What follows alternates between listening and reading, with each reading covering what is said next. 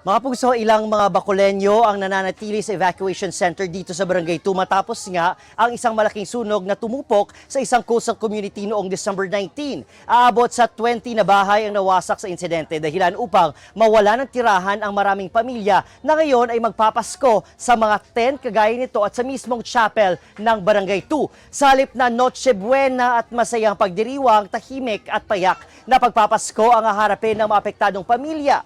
Walang handang pagkain at walang karaniwang kasiyahan ng Kapaskuhan. Mga puso, patuloy naman ang pagbibigay ng tulong ng lokal na pamahalaan ng Bacolod City at ng mga donors upang maghatid ng kaunting pag-asa sa mga biktima ng sunog. Samantala, muling nagpaalala ang Bureau of Fire Protection Bacolod City sa publiko na sundin ang mga fire safety measures, kabilang ang pag-iwas sa overloading ng kuryente, maingat na paggamit ng kandila at ng mga lutuan at agarang pag-uulat o pagtatawag ng anumang banta ng sunog upang maiwasan ang kahalintulad na insidente. At yan munang latest mula rito sa Bacolod City. Ako si Aiden Prietos ng GMA Regional TV 1 Western Visayas para sa GMA Integrated News.